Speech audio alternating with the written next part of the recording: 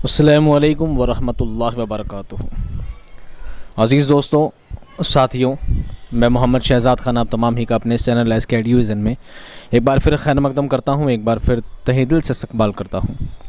उम्मीद करता हूँ आप तमाम ही खैर आफ़ियत से होंगे और उम्मीद करता हूँ ये वीडियोज़ आपको पसंद आ रहे होंगे। कुछ बच्चों का ये सवाल रह सकता है कि सर पहले मीर तक़ी मीर की एक गज़ल आई, उसके बाद मीर दर्द की गज़ल क्यों आ गई। तो उनको बताना चाहूँगा कि टेक्निकल इशू की वजह से ये क्लास क्या हो गई थी, डिलीट हो गई थी और ये क्लास अपलोड नहीं हो पाई थी। तो मैंने सोचा कि तब तक आप इंतज़ार करेंगे, फिर आप शिकायत करेंगे कि सर क्लासेस बहुत दिनों से आई है, तो मैंने उसकी बजाय मीर दर्द वाली क्लास पहले अपलोड कर दी, आपके सामने पेश कर दी। तो चूँकि इस क्लास को वापस रिकॉर्ड करने के लिए बहुत कोशिश की कि वो वापस रिकवर हो जाए, लेकिन नहीं हो पाई, इसलिए मुझे वापस ये रिकॉर्ड करनी पड़ रही है। तो उम्मीद करता हूँ मैं इस क्लास को बहुत ही स्पीडली कवर अप कर दूंगा, बहुत ज़्यादा डिटेल में, बहुत ज़्यादा गहराई में नहीं जाएंगे।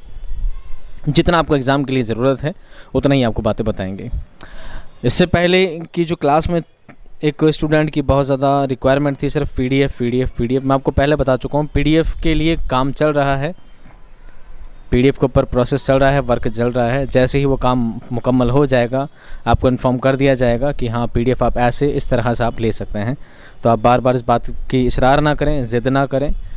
पीडीएफ के ऊपर काम चल रहा है, जैसे भी पीडीएफ का काम पूरा हो जाएगा इंशाल्लाह आपको सारी पीडीएफ, सारा कोर्स एक साथ अवेलेबल करवा दिया जाएगा।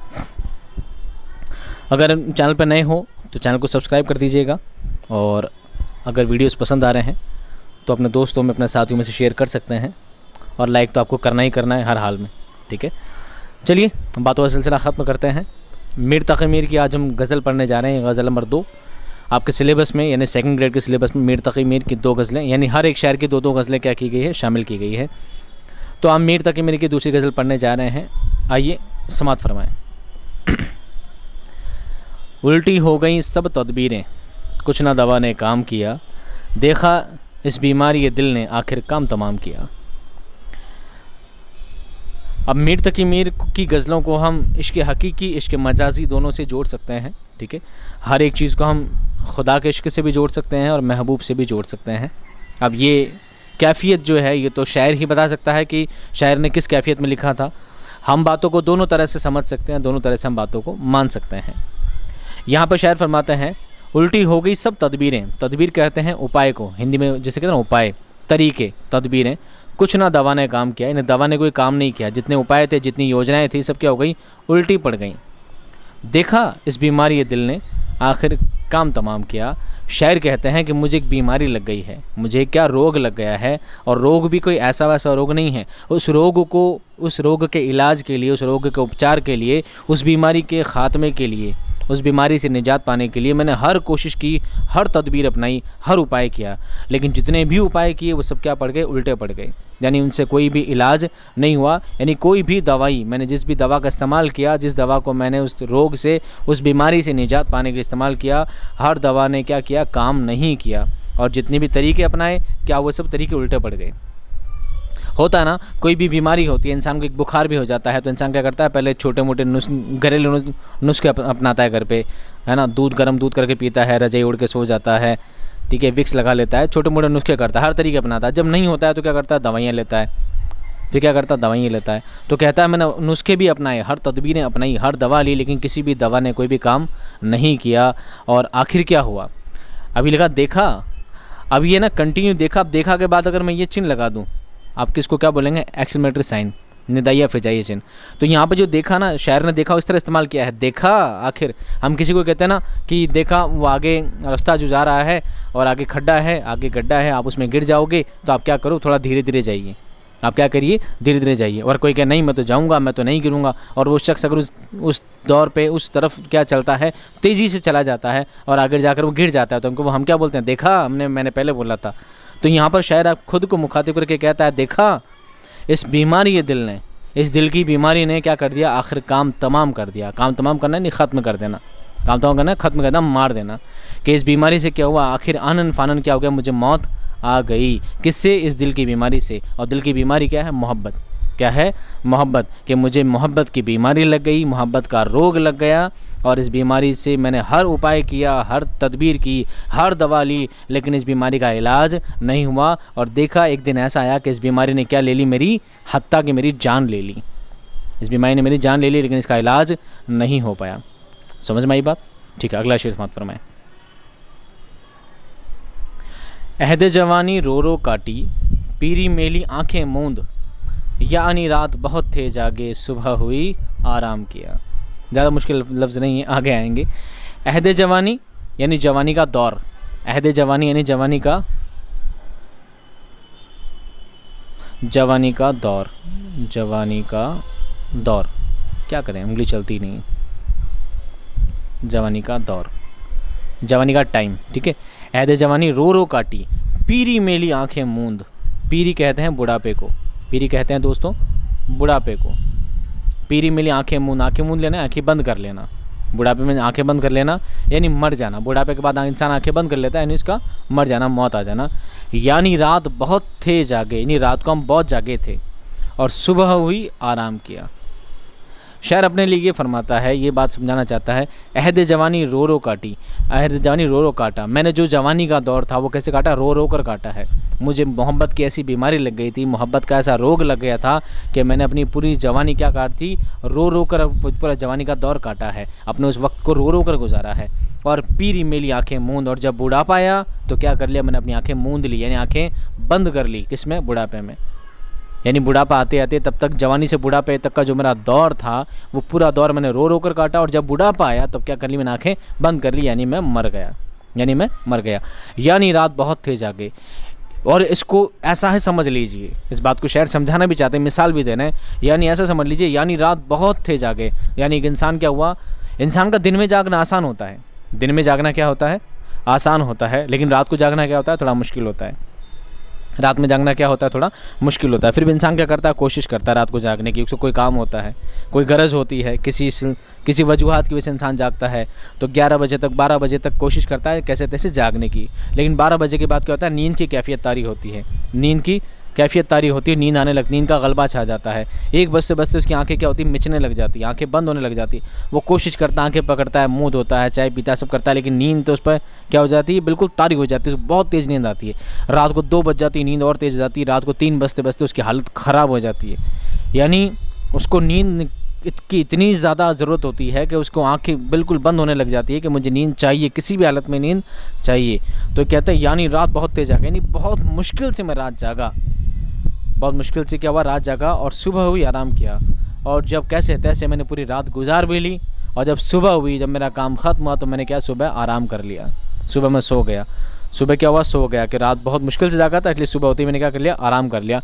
तो शायर यही बात समझाना चाह रहे हैं कि अहद जवानी रो रो काटा, पीरी मेली आंखें मूंद, मैंने जवानी का दौर बड़ा रो रो के काटा है। मोहब्बत की बीमारी ऐसी ही बीमारी है, इसमें इंसान क्या रो रो के अपनी ज़िंदगी गुजारा करता है। अगर मोहब्बत हासिल हो जाए तो भी, और मोहब्बत छूट जाए तो भी, ये दोनों ही कंडीशन में इंसान क्या करता है? रो रो कर ही अपनी ज़िंदगी गुजारा करता है। और जब बुढ़ापा आता है तो आंखें बंद कर लेता है, यानी एक ना एक दिन तो मौत इंसान को आनी ही आनी है। तो जब बुढ़ापा इसने आंखें बंद कर ली, यानी ऐसा ही हाल हुआ जैसे कि इंसान रात भर जागता है और सुबह क्या कर लेता है? आंखें अपनी बंद कर लेता है। हर्फ नहीं जा बख्शी में, उसकी खूबी अपनी किस्मत की, हमसे जो पहले कह भेजा, सो मरने का पैगाम किया। हर्फ नहीं, हर्फ कहते हैं दोष को, हर्फ कहते हैं दोष को, यानी समझिए आप, हर्फ कहते हैं ऐब को, कोई कमी को। कोई कमी नहीं है जान बख्शी में, यानी जान को बख्शने में। यानी अगर इसको इसके मजाजी से नहीं जोड़कर इसके हकीकी से देखें कि उसमें कोई दोष नहीं है। जान बख्शना खुदा का काम है, खुदा का काम है, चाहे तो किसी जान बख्श दे और चाहे किसी की जान ले ले। इज़्ज़त देना, ज़िल्लत देना, ज़िंदगी देना, मौत देना, सब कहते खुदा के हाथ की बात है। तो हर्फ नहीं है, कोई कमी नहीं है उसके जान बख्शने, वो चाहे तो जान बख्श भी देता है, चाहे तो जान ले भी लेता है। उसकी खूबी अपनी किस्मत की, उसकी तो खूबी है, उसकी खूबी ये है कि वो जान भी दे भी देता है और जान ले भी लेता है, ये उसकी खूबी है। लेकिन खूबी अपनी किस्मत की, खूबी अपनी किस्मत। अब ये तो मेरी किस्मत की बात है, मेरी किस्मत में क्या लिखा है। वो चाहे तो मेरी जान ले ले और चाहे तो मेरी जान दे दे, दोनों उसके इख्तियार में है, दोनों उसके इख्तियार में है। ये हर्फ नहीं है। अगर उसने मेरी जान ले ली है, अगर उसने मेरी जान बख्शी नहीं है और जान ले ली है तो इसका ऐब नहीं है, बल्कि उसका काम है। ये तो उसकी खूबी है कि वो जान दे भी सकता है, जान ले भी सकता है, दोनों रब्बुल इज़्ज़त के इख्तियार में है। हमसे जो पहले के भेजा, हमसे जो पहले कह भेजा सो मरने का पैगाम किया। अब ये मरने का पैगाम उसने पहले ही भेज दिया है, तो इसमें हम क्या कर सकते हैं। ये उसके ऐब नहीं है, बल्कि उसकी खूबी है, बल्कि उसकी खूबी है, उसको दोनों चीज़ों का इख्तियार है, बल्कि दोनों चीज़ों का इख्तियार है। ये बात रही इश्क़े हकीकी की, ये बात रही इश्क़े हकीकी की। अब बात करें इश्क़े मजाजी की, बात करें इश्क़े मजाजी की। हर्फ नहीं जा बख्शी में उसकी खूबी अपनी किस्मत की। मेरे महबूब की बात कुछ ऐसी है, वो चाहे जिसको जान बख्श दे, चाहे जिसकी जान ले ले। अपनी कातिलाना निगाहों से चाहे जिसकी जान ले ले और अपनी रहमत की नज़र डाले, अपनी प्यार भरी नज़रें किसी पर डाले, तो चाहे जिसको क्या कर दे, जान निसार कर दे, चाहे जिसको जान बख्श दे। ये मेरे महबूब की खूबी है, कोई ऐब नहीं है। हमसे पहले जो कह भेजा सो मरने का पैगाम किया। अब मैं ही देर से बैठा हूँ, मैं ही देर से आया हूँ और उसने मेरे लिए मरने का पैगाम कर दिया है, तो अब मैं क्या कहूँ, अब मैं क्या कहूँ, अब मैं तो कुछ कर नहीं सकता। यानी यूँ समझ लीजिए इस बात को ना, थोड़ा और रोमांटिक वे में जाकर के समझना चाहें तो आप यूँ समझे इस बात को। यानी एक महबूब है, एक महबूबा है और उसको हर आशिक उसके पीछे लगा हुआ है। हर कोई चाहता है उसे पाने की, उसी चाहत तमन्ना सभी रखते हैं। हर एक चाहता है कि वो महबूबा मेरी हो, वो महबूबा उसे मैं हासिल कर पाऊँ। लेकिन हर इंसान लाइन में लगा है, हर इंसान जद्दोजहद करता है और एक न एक दिन एक महबूबा का एक शख्स पे क्या आ जाता है, दिल आ जाता है। एक शख्स पे क्या आ जाता है, दिल आ जाता है। तो महबूबा क्या कहती है कि ऐसा करिए, अब तुम जो मेरे हमसफ़र बन चुके हो, अब तुम जो मेरे हमसफ़र बन चुके हो, मैं तुम अपना चुकी हूँ, तो ये जो बाकी के लोग हैं ना लाइन लगा कर, इन सबको क्या कर दीजिए, क़त्ल कर दीजिए, हटा दीजिए, लाइन सामने से ख़त्म कर दीजिए। अब मैं सिर्फ तुम्हारी हूँ। तो अब उसने लाइन में तो मैं भी लगा था, उस लाइन में तो मैं भी लगा था, जिस तरह वो शख्स लगा था ऐसा मैं भी लगा था। मैंने कोई गुनाह थोड़ी किया था। लेकिन अब मैं ही लेट हो गया, मैं देरी से आया और आगे जो सबसे पहले था उसको महबूबा ने अपना लिया, उसको अपना आशिक कबूल कर लिया और उसने मेरे लिए मरने का पैगाम कर दिया। तो क्या करें, हर्फ नहीं है, ये उसका दोष नहीं है, ये उसकी कोई कमी नहीं है, बल्कि उसकी खूबी है, खूबी है अपनी किस्मत की। अब ये मेरे मुकद्दर की बात है कि मेरे मुकद्दर में क्या लिखा था। नाहक हम मजबूरों पे ये तोहमत है मुख्तारी की, चाहते हैं सो आप करें हैं, हमको अबस बदनाम किया। शेर को दोनों तरह से समझेंगे। इश्क़े हकीकी खुदा की तरफ से अगर समझेंगे, नाहक यानी बिना हक के, बेजाही हम मजबूरों पर, जैसे हम मजबूर लोग हैं और नाहक की बिना वजह ही हम पर क्या करी है, तोहमत लगा दी है। तोहमत यानी इल्ज़ाम लगाना, तोहमत यानी इल्ज़ाम लगाना। नाहक हम मजबूरों पर हम पर इल्ज़ाम लग, ये तोहमत है मुख्तारी की। और तोहमत कौन सी लगा दी गई है, मुख्तारी की तोहमत लगा दी है। मुख्तारी कहते हैं अधिकार होना, अधिकृत होना, कुछ करने की, कुछ करने का अधिकार होना, कुछ करने का हक होना। मुख्तार कौन होता है, जो सब कुछ कर सकता है, वो मुख्तार होता है। जो कुछ ना कर सके और गैर मुख्तार होता है। तो मुख्तार कौन है, उससे रब्बुल इज़्ज़त मुख्तार है, इंसान मुख्तार नहीं है। चाहते हैं सो आप करें हैं, चाहते वही हैं जो आप करते हैं, मैं नहीं चाहता। आशिक खुद के लिए क्या कहता है, मैं नहीं चाहता। शायर कहता है मैं जो चाहता हूँ वो थोड़ी होता, चाहते वही हैं जो आप करते हैं, वही चाहते हैं वही होता है। हमको अबस बदनाम किया, अबस यानी फिजूल, अबस यानी फिजूल, हमें तो बेवजह बदनाम कर रखा है कि हम मुख्तार हैं, जबकि होता वही है जो आप चाहते हैं। अब इस चीज़ को हम दोनों तरीके से समझते हैं। इसके हकीकी को के मानी अगर समझते हैं तो शायर कहता है कि हम तो मजबूर हैं। एक बार हज़रत अली के दरबार में एक साइल पहुंचा और साइल ने कहा कि इंसान मुख्तार है कि गैर मुख्तार है, इंसान को मुख्तारी है कि गैर मुख्तारी है। एक तरफ अल्लाह ताला फरमाता है कि इस दुनिया में खुदा फरमाता है, इस दुनिया में वही होता है जो मैं चाहता हूँ। हम कहते हैं ना वही होता है जो भगवान चाहता है, वही होता है जो ईश्वर चाहता है, वही जो खुदा चाहता है, खुदा चाहता है वही होता है ना, इंसान के चाहने से कुछ नहीं होता। और एक तरफ खुदा ये भी कहता है कि तुम जो गुनाह करते हो उसका हिसाब लिया जाएगा।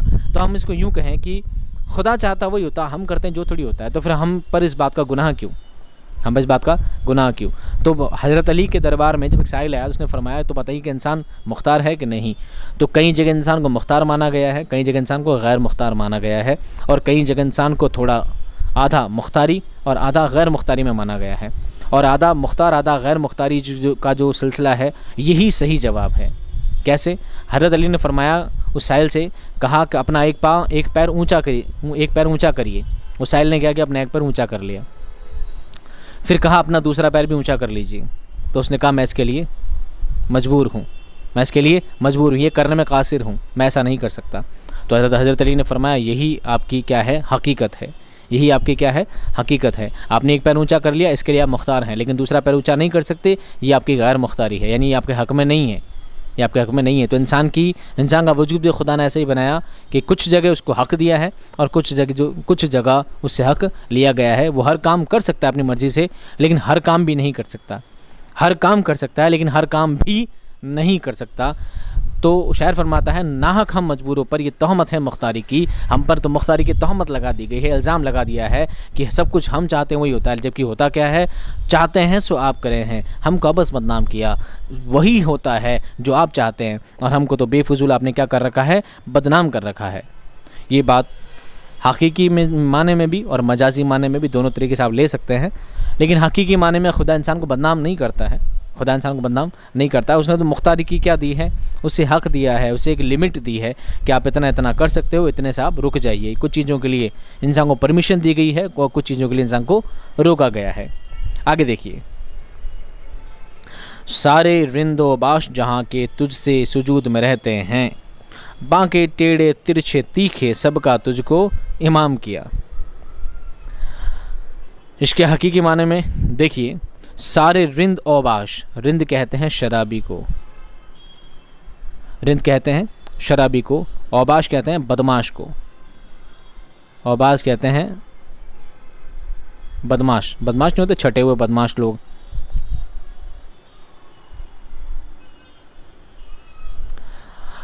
लोग।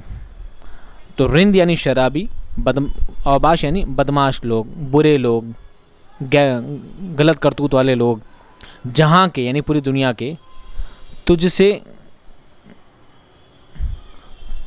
सुजूद में रहते हैं। सुजूद यानी सजदे में रहते हैं। शायर कहता है दुनिया के जितने भी लोग हैं, चाहे वो रिंद हो, शराबी हो, ठीक है, मक्कार हो, बाश हो, बदमाश हो, दुनिया के कैसे भी लोग हों, बदतर से बदतर लोग हों, रहते कहाँ हैं? तेरे सजदे में रहते हैं। कहाँ रहते हैं? तेरे सजदे में रहते हैं, तुझसे ही, तेरे आगे ही सर झुकाते हैं। बांके टेढ़े तिरछे तीखे सबका तुझको इमाम किया, सबका तुझको क्या किया? इमाम किया।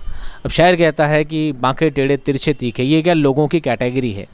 अब आप कहोगे सर बांके टेढ़े तिरछे तीखे ये से कैसे लोग होते हैं? तो मैं इसका भी जवाब दे सकता हूँ आपको। अगर कोई कहता ना कि फ़लाँ जगह जाइए, उस शख्स से बात कीजिए, तो दूसरा शख्स जवाब देता है अरे बहुत टेढ़ा आदमी है, उससे बात करना बहुत मुश्किल है, बहुत टेढ़ा आदमी। टेढ़ा मतलब क्या? उसका एंगल चेंज है, वो रेक्टेंगल में है, स्क्वायर है, नहीं है, वो टेढ़ा नहीं है, उसका मिजाज टेढ़ा है, उसका मिजाज के साथ थोड़ा टेढ़ा है। कोई कहता है बहुत तीखे लफ्ज़ बोला करता है, बहुत तिरछे तरीके से, बांके तरीके से, तो बांके टेढ़े तिरछे तीखे ये लोगों की कैटेगरी है, लोगों का रवैया है कि जिस तरह भी टेढ़े बांके जैसे भी लोग हैं दुनिया में, सबका तुझको एक इमाम किया है, यानी सब जैसे भी लोग हैं इमाम तो तू ही है। इमाम कहते हैं जो नमाज़ पढ़ाता है, ये इमाम कहते हैं जिसकी पैरवी की जाए, जिसकी लोग पैरवी करते हैं। तो जैसे भी है सबकी पैरवी तो तेरी ही करते हैं, चाहे इंसान बुरा हो, भला हो, बदमाश हो, शराबी हो, आगे सबको सजदे में आना है। एक दिन क्या है, सबको झुकना तो तेरे ही आगे है, चाहे लाख वो गुनाह कर लें, झुकेगा तो बंदा सिर्फ तेरे ही आगे। अगला शेर देखिए, सरजद हमसे बेअदबी तो वहशत में भी कम ही हुई, कोसों उसकी और गए पर सजदा हर हर गाम किया। सरजद हमसे, सरजद कहते हैं घटित, सरजद कहते हैं घटित यानी घटना हो जाना, कुछ हो जाना। सरजद होना कोई कि हमसे गुनाह सरजद हो गया, यानी कुछ काम हो जाना, घटना हो जाना। सरजद हमसे बेअदबी में, बेअदबी कहते हैं कि अदब यानी कहते हैं सम्मान, इज़्ज़त में, बेअदबी किसी की बेइज्जती में, यानी बेअदबी में भी सरजद हमसे बेअदबी तो बेअदबी हो गई तो वहशत में भी कमी हुई। वहशत एक कैफियत होती है, वहशत क्या होती है? कैफियत होती है बुरेपन की, भद्देपन की, भौंडेपन की। वहशत क्या होती है? आपने सुना होगा एक इंसान जानवर बड़ा वहशी है, ये जानवर बड़ा वहशी है, जंगली है, ये जानवर बड़ा वहशी है, जंगली है, वहशी से बना है वहशत।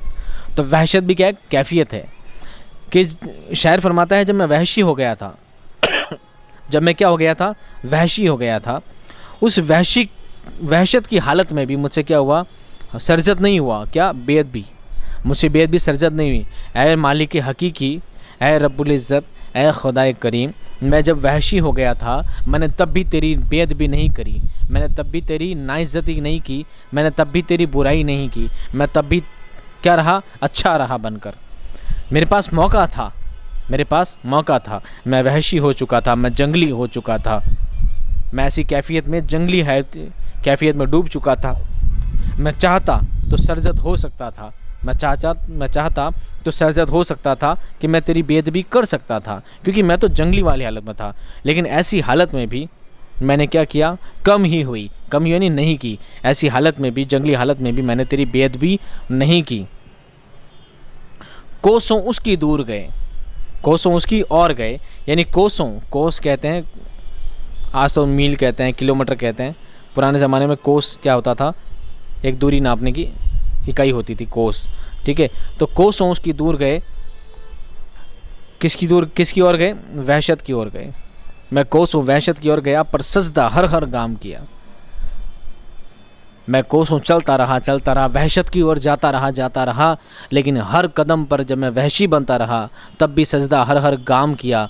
गाम कहते हैं दोस्तों कदम को, गाम कहते हैं कदम को, हर गाम किया, हर कदम पर फिर भी तुझे सजदा करता रहा। मैं जितना वहशी बनता रहा लेकिन सजदा तुझे हर घड़ी करता रहा। इस बात को आप ऐसे भी समझ सकते हैं। इस बात का एक दूसरा नज़रिया भी कुछ मुहक्किकीन ने किया है। वो कहते हैं कि ऐ खुदा, मैं तेरी बंदगी में इतना वहशी हो गया था, इतना जंगली हो गया था कि एक इबादत का तरीका होता है। इबादत का तरीका क्या होता है, एक सजदा करना। नमाज में भी आपको पता है 2 सजदे किए जाते हैं, 2 सजदे का हुक्म है।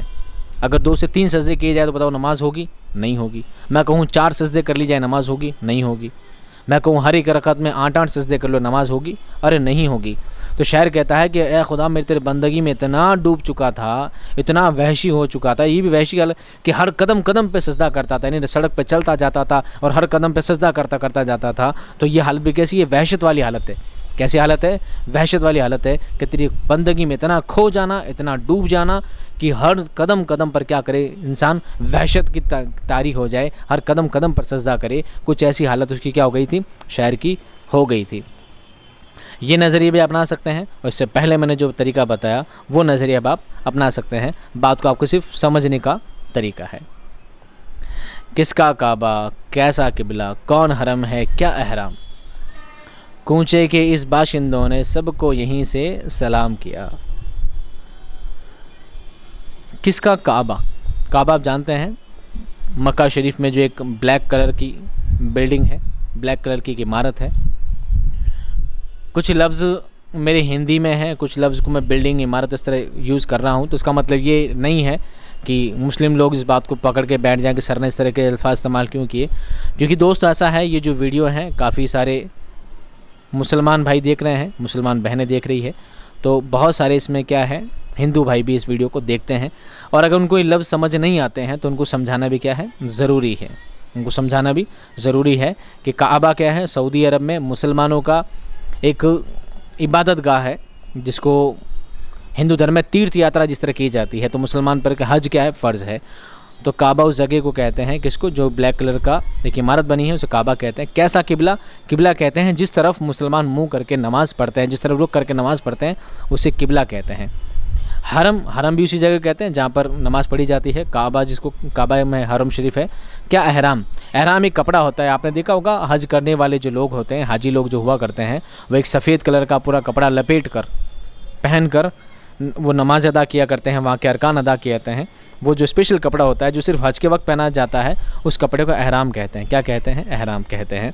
तो शायर कहता है किसका काबा, किसका काबा, कैसा किबला, कौन हरम है, क्या अहराम, वो उन सभी चीज़ों क्या हो चुका है, भूल चुका है। ना उसको काबा याद है, ना किबला याद है, ना हरम याद है, ना अहराम याद है, कुछ भी मतलब नहीं है उसको।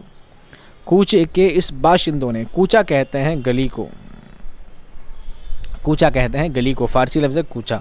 कूचे के इस बाशिंदों ने, बाशिंदा कहते हैं नागरिक, बाशिंदा नहीं नागरिक रहने वाले, सबको यहीं से सलाम किया, यहीं से क्या कर दिया, सलाम कर दिया। भैया ठीक है, मैंने देख लिया भाई, दूर से ही। आपने देखा होगा जब हम किसी चीज़ को नज़रअंदाज करना चाहते हैं तो हम क्या करते हैं, किसी इंसान से जब हमें मोहब्बत होती है, दिलजोई होती है, हम उसके करीब जाते हैं, उससे हाथ मिलाते हैं, मुसाफा करते हैं, मुंह पे सलाम करते हैं और बातचीत का सिलसिला आगे बढ़ाते हैं। लेकिन जब हम किसी को नज़रअंदाज करते हैं तो क्या करते हैं, हम सोचते हैं उससे कतराएं, क्या करें, कतराएं, उससे दूर निकल जाएं। तो हम दूर से ही हाथ ऊँचा कर देते हैं, अस्सलाम वालेकुम, बस सलाम कर देते हैं, ठीक है, उसे दूर से अस्सलाम वालेकुम कह देते हैं, यानी दूर से हमें कतराना, उन चीज़ से दूर हो जाना। तो हमने क्या करा, कूचे किस बाशिंदों ने दूर से ही क्या कर दिया, सलाम कर दिया, भाई ये दूर से ही। अब इस चीज़ को क्या है, हम इस लेवल पे भी ले सकते हैं कि किसका काबा, कैसा किबला, कौन हरम है, क्या अहराम, हमने इन सब चीज़ों को क्या कर दिया है, दूर से ही सलाम कर दिया है, दूर से क्या कर दिया है, सलाम कर दिया है। ये तो हुआ लेवल फर्स्ट। अब आते हैं लेवल सेकंड पर। लेवल सेकंड ये है, लेवल थर्ड पे भी जाएंगे, ठीक है। लेवल सेकंड ये है, शायर कहता है किसका काबा, कैसा किबला, कौन हरम है, क्या अहराम। शायर ये कहता है कि मैं तो खुदा को इतना ज़्यादा, इसको है ना मारफत का दर्जा देते हैं।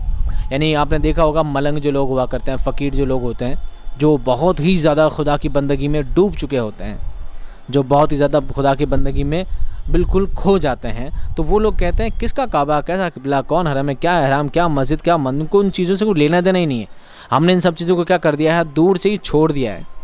हमने दूर से सलाम कर लिया है। हम खुदा की बंदगी कहाँ से करते हैं, दिल से किया करते हैं। और सच बात है, खुदा रगे जान से ज़्यादा करीब है, तो उसकी बंदगी कहाँ से करते हैं, दिल से उसकी बंदगी किया करते हैं। यही हमारे लिए क्या है, ज़रूरी है। हमने इन सब चीज़ों को दूर से सलाम कर दिया है, क्या कर दिया है, सलाम कर दिया है। अब आते हैं तीसरा लेवल। अब आते हैं, फर्स्ट लेवल तो ये है, दूसरा ये है, तीसरा लेवल क्या है। शायर ये कहना चाहता है, शायर ये कहना चाहता है कि कूचे के इस बाशिंदों ने सबको यहीं से सलाम किया। शायर कहता है कि मैं तो अपने महबूब की मोहब्बत में इतना खो चुका हूँ कि मैं तो उसे ही खुदा मान बैठा हूँ, जिसका तीसरा दौर है। मैं तो उसे ही अपना सब कुछ मान बैठा हूँ, तो मुझे काबा, किबला, हरम, अहराम इन सब की कोई परवाह नहीं। कैसा किबला, कैसा काबा, मैं तो अपने महबूब की मोहब्बत में गुम हो चुका हूँ, महबूब की मोहब्बत खो चुका हूँ। इन सब चीज़ों को हम तो दूर से ही क्या कर चुका हूँ, सलाम कर चुका हूँ। भैया मेरे को ज़रूरत नहीं, मैं तो मेरे महबूब के दर पे पड़ा रहता हूँ, मेरे लिए वो ही सब कुछ है।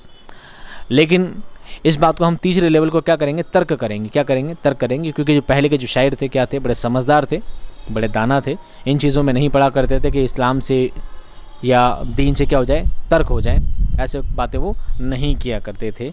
इसलिए पहला लेवल ही माना बिल्कुल सही जाएगा। किसका काबा, कैसा किबला, कौन हरम है, क्या अहराम, कुछ एक इस बाशिंदों ने सबको यहीं से सलाम किया। अगला शेर समाप्त फरमाए।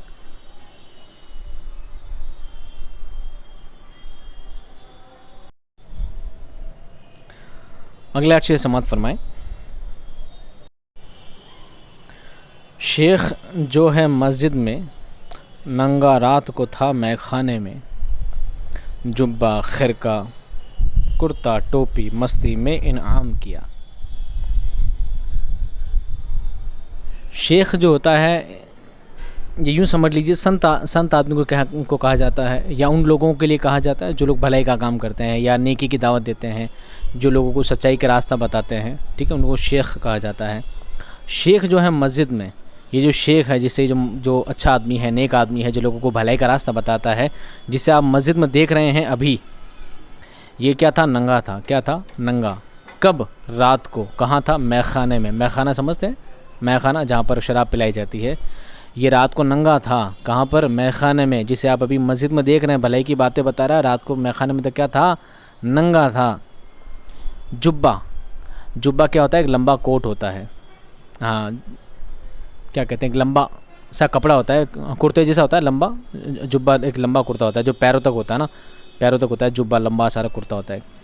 खिरका, खिरका कहते हैं चोगे को, जो फ़कीर लोग पहनते हैं, खिरका एक कोट टाइप का होता है, बिल्कुल फटा हाल, खिरका। कुर्ता आप जानती हैं, टोपी आप जानती हैं। मस्ती में इनाम किया, मस्ती में क्या कर दिया, इनाम कर दिया, लुटा दिया। आपको पता है जब इंसान एक शराब पी लेता है बहुत ज़्यादा, ठीक है, दारू बहुत ज़्यादा पी लेता है, मदिरा पान कर लेता है, तो उसको कुछ होश नहीं होता, उसको कुछ होश नहीं होता। वह बैल ले जा, ये ले पकड़, ये ले, ये ले, ये ले, क्या करता है, अपनी सब चीज़ें लुटा दिया करता है।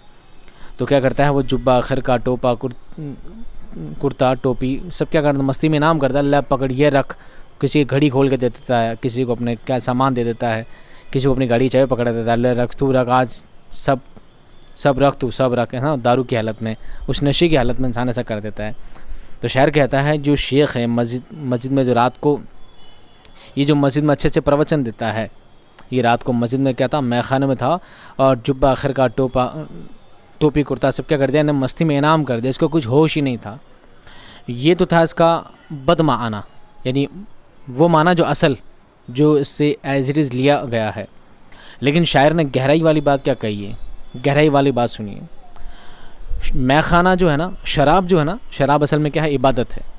अब आप कहोगे ये कैसी इबादत, हाँ, शायरों ने शराब को क्या लिया है, एक इबादत के रूप में इस्तेमाल किया है कि शराब भी क्या है, इबादत है। साकी को क्या कहा गया है, वो जो इंसान को इबादत की राह पर ले जाए, और वो शराब पीने के बाद जिसको कैफियत तारी होती है, जो मदहोशी होती है, उसे क्या कहते हैं, उसी को कहा जाता है मारिफत का दौर, यानी खुदा का इंसान के पास बहुत करीब हो जाना। तो यहाँ पर जो असल मतलब है, कहता है कि ये नंगा था। नंगा से मतलब मुराद नहीं कि वो कपड़े खोल के बिल्कुल बारहाना हो गया था, बिल्कुल ओपन हो गया था, ऐसा नहीं है, बल्कि एक बात है कि ऊपर की चीज़ें क्या उसने बिल्कुल उतार दी थी। ये भी इसका असल मकसद असल मतलब ये भी हो सकता है कि जो असल में वो रात में जो शख्स है, जो शेख है, जो आपको मस्जिद में बातें बता रहा है, ये रात को इबादत में इतना मशगूल हो चुका था, इबादत में इतना डूब चुका था, इतना महू हो चुका था कि इसको अपने नंगेपन का, इसको अपने आप का भी कुछ होश नहीं था, इसको ख़बर ही नहीं थी, इसको अपने कपड़े की, कुर्ता जोबा टुप्पा की कुछ क्या नहीं थी, खबर ही नहीं थी कि नंगा है, पुतला है, कैसा, इसको कुछ होश ही नहीं था। यह खुदा की मोहब्बत में बिल्कुल डूब चुका था, यानी उस मैखाने में, उस शराब की हालत में क्या हो चुका था, बिल्कुल डूब चुका था। ये बात कौन बताना चाह रहा है आपको, शायर इस तरह बताना चाह रहा है, ऐसा नहीं है। और या फिर इसका तीसरा लेवल ये भी हो सकता है, शायर ये भी कह सकता है ये शेख जो है मस्जिद में, यानी दुनिया में ऐसे बहुत से लोग हैं, दुनिया में से बहुत से लोग हैं जो आपको दिन को बहुत बड़ी बड़ी बातें बताते हैं, बहुत बड़ी बड़ी बातें बताते हैं, बहुत बड़े बड़े संत बने फिरते हैं, और असल में उनकी रिपोर्ट्स आती है। अगर मैं यहाँ पे किसी संत का प्रॉपरली किसी का अगर नाम लूँगा तो हो सकता है कुछ लोग मुझ पर भी केस लगा दें कि सर ने प्रॉपर किसी का नाम नहीं लिया, पर आप लोग जानते हैं कि बड़े बड़े बाबा लोग होते हैं, खूब संत महात्मा होते हैं, खूब बताते हैं आप ऐसा करो, भलाई का काम करो, नेकी की दावत दो, ये और वो, और रात को क्या होता है, नंगे होते हैं। कहाँ होते हैं, रात को नंगे होते हैं और मस्ती में डूबे पड़े होते हैं शराब की लत में, और किन किन गुनाह वाले कामों, किन किन बुरे कामों में मुलव्विस होते हैं, ये बात आप भी जानते हैं। और दिन को क्या करते हैं, प्रवचन देने में लगे होते हैं, अच्छी अच्छी बातें बताने में लगे होते हैं, और असल में उनकी पहचान वही लोग जानते हैं, और बहुत कम लोग उनका हाल जानते हैं। उम्मीद करता हूँ बात आप समझ में आ गई होगी।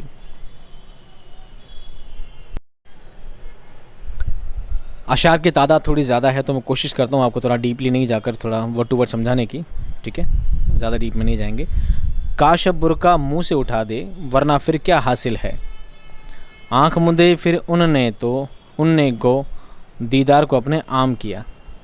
मुश्किल लफ्ज़ नहीं है। काश अब बुर्का मुँह से उठा दे, मुँह से यानी चेहरे से, बुर्का जानते हैं, नकाब बुर्का पहनती है औरत।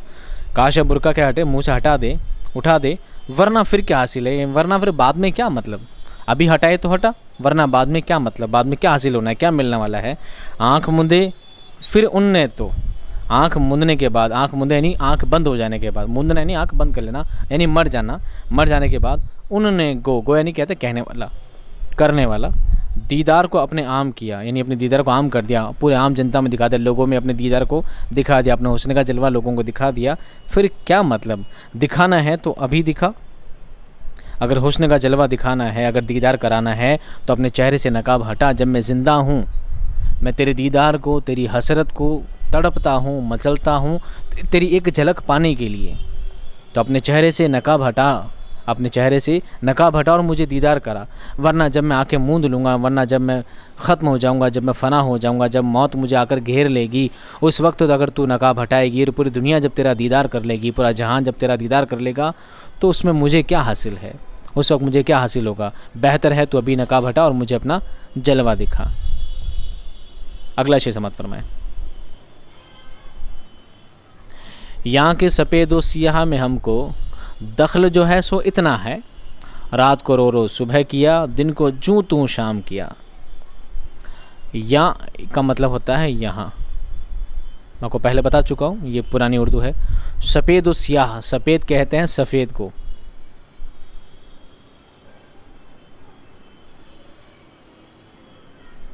सफ़ेद का मतलब है सफ़ेद, सियाह मतलब होता है काला, सियाह मतलब होता है काला। आपने बीएड में पढ़ा होगा तख्ता सियाह, बीएड में पढ़ा ना, तख्ता सियाह, सियाह यानी काला, तख्ता यानी पाटिया।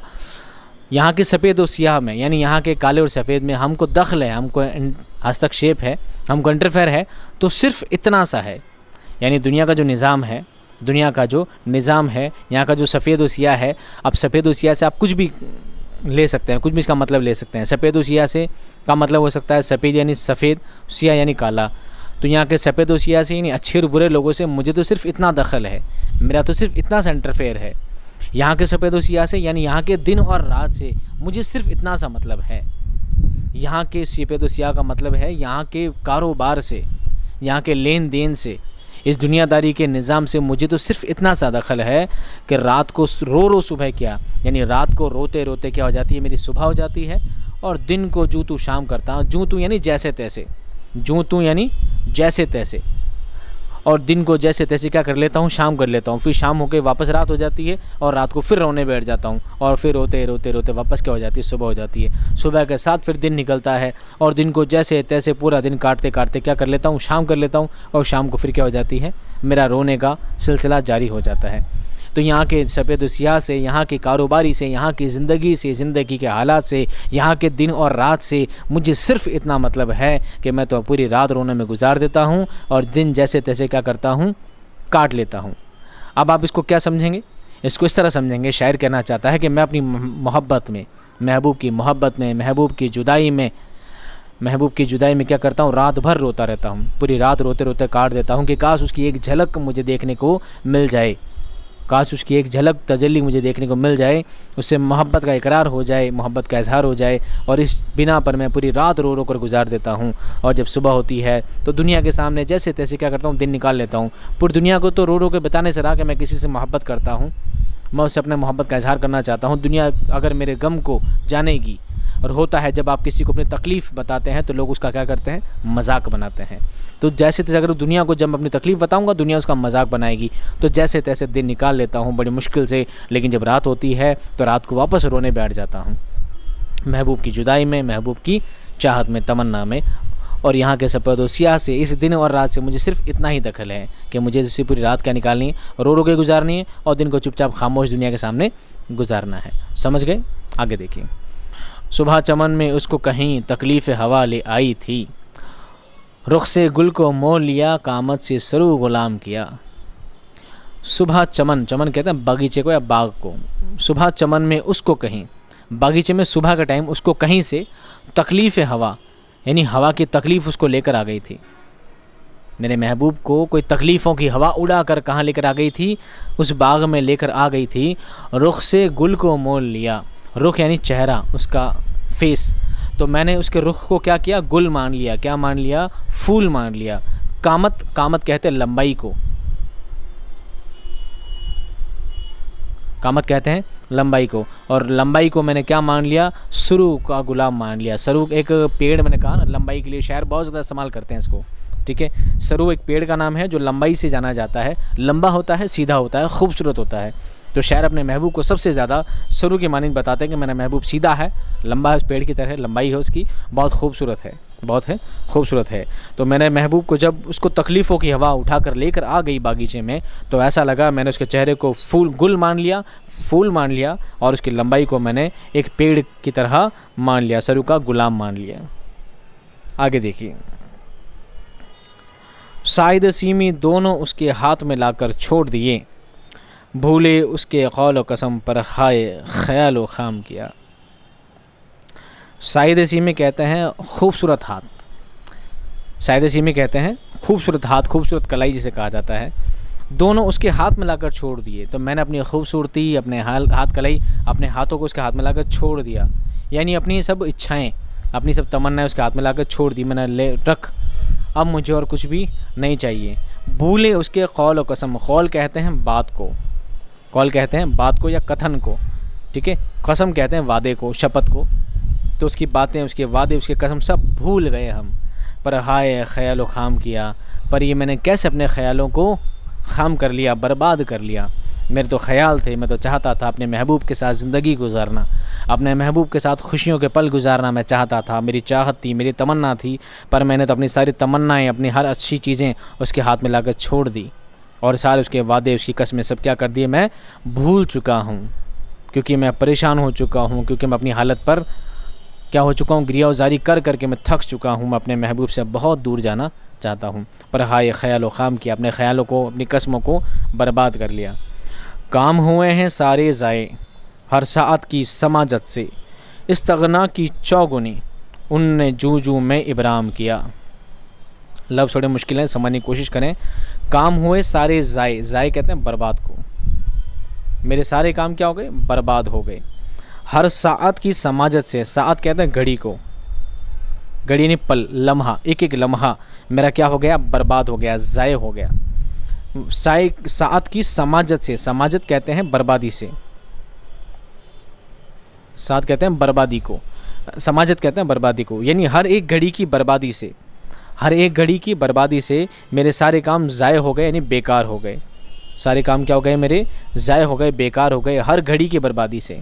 हर एक एक घड़ी मेरी बर्बाद हो गई, और हर घड़ी बर्बाद होने से मेरे सारे काम क्या हो गए, बेकार हो गए।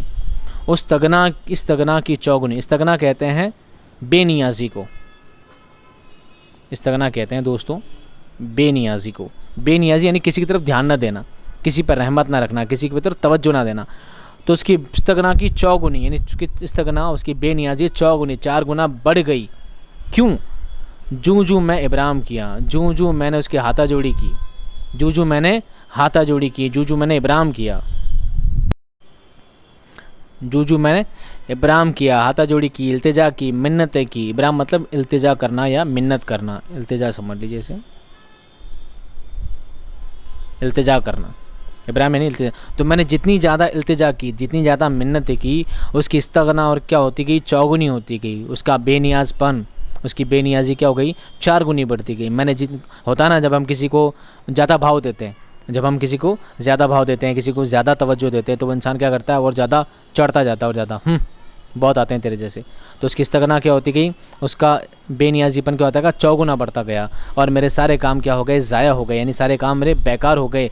हर साअत की समाजत से, हर घड़ी की बर्बादी से मेरे सारे काम बेकार हो गए। मैं तो हर घड़ी सिर्फ उसकी मिन्नत करने में लगा रहा, हर घड़ी मैं उसकी सिर्फ इब्राम करने में लगा रहा, हर घड़ी से उसकी इल्तिजा करने में लगा रहा, और हर घड़ी मैंने ऐसी बर्बादी से अपने सारे काम को क्या कर लिया दोस्तों, बेकार कर लिया। ऐसे आहूए रम खुर्दा की वहशत खोनी मुश्किल थी, सहर किया एजाज़ किया जिन लोगों ने तुझको राम किया। ये हिंदू धर्म का थोड़ा। ऐसे आहूए रम खुर्दा, आहूए रम खुर्दा कहते हैं दोस्तों, आपने जंगल में हिरन देखा होगा, नहीं देखा तो आपने सुना होगा, टीवी में देखा होगा, आपने पढ़ा होगा कि जंगल में जो हिरन होता है ना, जब वो किसी को सामने नज़र आता है, क्या होता है, हम नॉर्मली खड़े हैं, अचानक से हिरन क्या जाता है, सामने आ जाता है, और जैसे हिरन के हमारे पर नज़र पड़ती है वो फट से भाग जाता है, यानी दुम दबाकर भागना, ठीक है, एक झट से भाग जाता है। तो ऐसे आहूए रम खुर्दा की वहशत खोनी मुश्किल थी। तो ऐसे आहूए रम खुर्दा, मेरा महबूब की हालत भी कुछ ऐसी ही है, मेरे महबूब की हालत भी कुछ ऐसी है। वो चाहता है मुझे जलाना, वो चाहता है मुझे तकलीफ़ पहुंचाना। मेरे महबूब का तो काम ही यही है कि मुझे तकलीफ़ पहुंचाए, मुझे ईज़ा दे, मुझे परेशान करे, मुझे तकलीफ़ पहुंचाए। महबूब का तो काम यही होता है, और आशिक का काम होता है तकलीफ़ पाना। इस चीज़ को हम शमा और परवाने से समझ सकते हैं, ठीक है। परवाना शमा से मोहब्बत करता है, लेकिन जैसी परवाना शमा की तरफ जाता है, मोमबत्ती की तरफ जाता है, वो फ़ना हो जाता है, मर जाता है। तो महबूब का तो काम ही होता है आशिक को तकलीफ़ देना, उसको ईज़ा पहुंचाना, परेशान करना।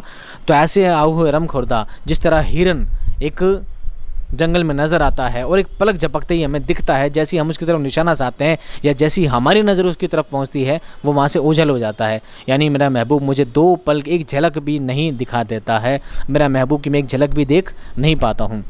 सहर किया एजाज़ किया, सहर कहते हैं जादू को, सहर कहते हैं दोस्तों जादू को, एजाज़ कहते हैं सम्मान को, लेकिन यहाँ पर एजाज़ का मतलब भी जादू ही है, चमत्कार, चमत्कार। एजाज़ का मतलब क्या है, चमत्कार है। सहर किया एजाज़ किया जिन लोगों ने तुझको राम किया। राम तो भगवान को कहा जाता है, ठीक है, हिंदू धर्म में एक बहुत अफजल भगवान के माने गए हैं राम। तो भगवान राम भी हिरन का शिकार किया करते थे। तो सहर किया एजाज़ किया, वो हम हिरन, अब जिन लोगों ने तुझको राम किया है, उससे मुराद ये है कि हमको राम भगवान तो है नहीं कि हम सामने खड़े हो जाएंगे, हिरन खुद ब खुद चल कर आ जाएगा। हमारी ऐसी हालत तो नहीं है, हमको ऐसे जादूगर नहीं है, हम कोई ऐसे चमत्कारी बाबा नहीं हैं, हमको ऐसे चमत्कार वाले नहीं हैं, हमको राम भगवान तो नहीं है, ठीक है। लेकिन जिन लोगों ने ऐसे आहुए रम खुदा से, यानी ऐसे हिरन वाले मेरे तपाक से मेरा महबूब क्या हो जाता है, ओझल हो जाता है, हमें एक पल के लिए भी उसकी दीदार नसीब नहीं होता। आखिरी शेर समाप्त फरमाए, मीर के दीनों मज़हब को अब पूछते क्या हो उनने तो, कशका खींचा देर में बैठा कब का तर्क इस्लाम किया। देखिए यहाँ पर एक लफ्ज़ है दोस्तों राम, क्या है, राम। अब राम से मुराद ये है, मैंने आपको पहले समझाया था पिछली क्लास, उसमें मैंने बताया था कि एक होता है सनअत तलमीह, सनअत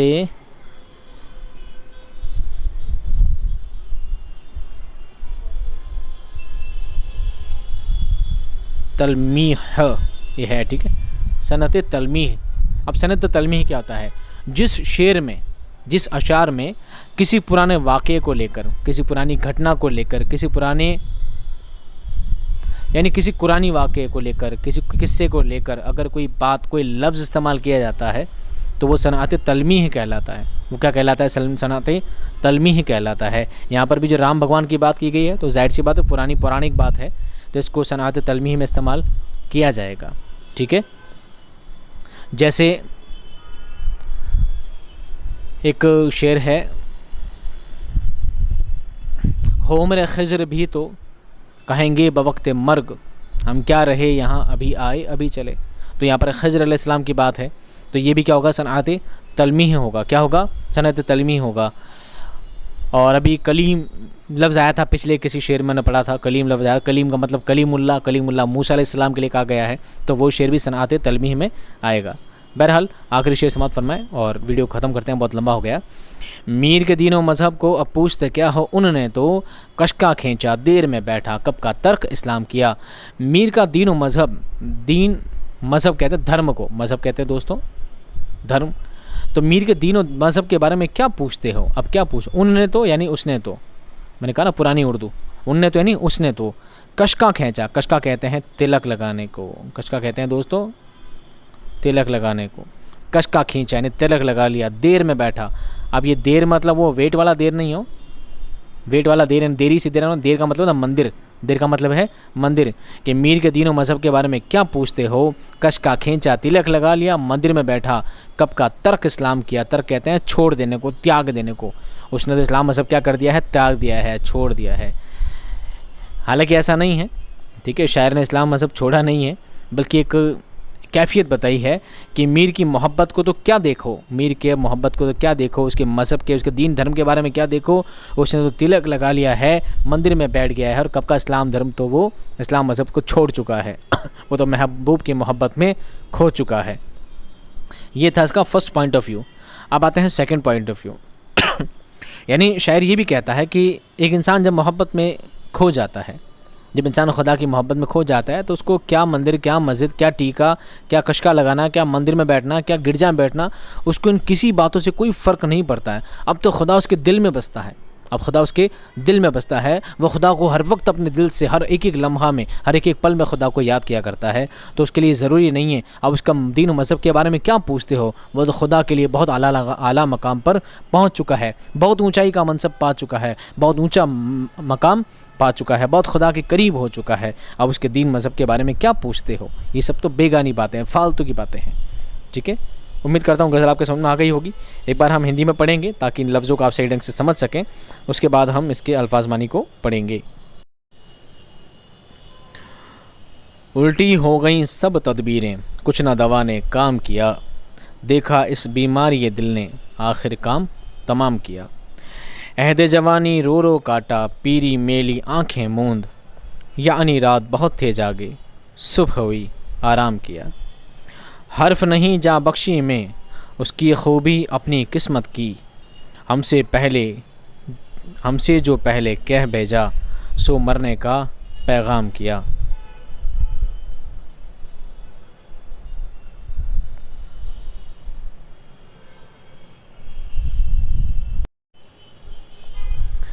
नाहक हम मजबूरों पर ये तोहमत है मुख्तारी की, चाहते हैं सो आप करें हैं, हमको अबस बदनाम किया। सारे रिंदोबाश जहाँ के तुझसे सुजूद में रहते हैं। बाके टेढ़े तिरछे तीखे सबका तुझको इमाम किया। सरजद हमसे बेअदबी तो वहशत में भी कम ही हुई। कोसों उसकी दूर गए पर सजदा हर हर गाम किया।